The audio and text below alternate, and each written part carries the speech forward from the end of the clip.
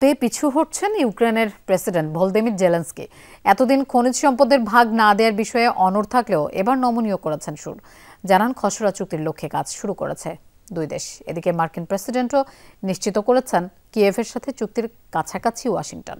যুদ্ধ বন্ধে পুতিন ও জেলেনস্কিকে দিয়েছেন একযোগে কাজ করার পরামর্শ। ডোনাল্ড ট্রাম্প ক্ষমতা নেয়ার পরই বেড়েছে যুক্তরাষ্ট্র ও ইউক্রেনের দূরত্ব। প্রেসিডেন্ট জেলেনস্কিকে উপেক্ষা করে রাশিয়ার সঙ্গে যুদ্ধ বন্ধের প্রচেষ্টা চালাচ্ছে মার্কিন সরকার।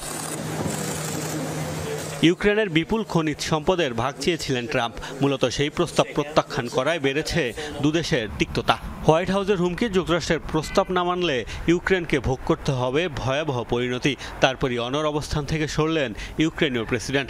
জানান যুক্তরাষ্ট্রের সাথে চুক্তির পথে তার দেশ। যুক্তরাষ্ট্রের সাথে খসড়া চুক্তির লক্ষ্যে কাজ করছে ইউক্রেন। এর মাধ্যমে দুদেশের সম্পর্ক আরো জোরদার হবে। ইউরোপের স্থায়ী শান্তি নিশ্চিতে আরো অনেক কিছু করার আছে। ইউরোপের নিজস্ব কৌশল তৈরি করা উচিত, যা যুক্তরাষ্ট্রকে সাথে নিয়েই করতে হবে।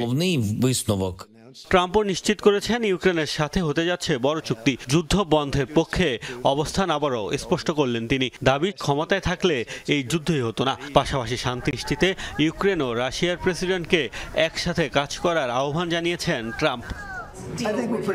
লাখ লাখ হত্যা বন্ধ করতে চাই। যুদ্ধে তরুণ সেনারা মারা যাচ্ছে। স্যাটেলাইট থেকে যুদ্ধক্ষেত্রের যে ছবিগুলো দেখেছি তা সাধারণ মানুষ নিশ্চিতভাবেই দেখতে চাইবে না। চাই প্রেসিডেন্ট পুতিন ও জেলেনস্কি একযোগে কাজ করুক। আমি সে সময় রাষ্ট্রপ্রধান থাকলে ভয়াবহ এই যুদ্ধ হতো না। এদিকে যুদ্ধ বন্ধে কূটনৈতিক তৎপরতা চললেও রণক্ষেত্র উত্তপ্ত। প্রতিদিনই রাশিয়ার কাছে ভূমি হারাচ্ছে ইউক্রেন। মোস্তফা মাহমুদ, যমুনা নিউজ।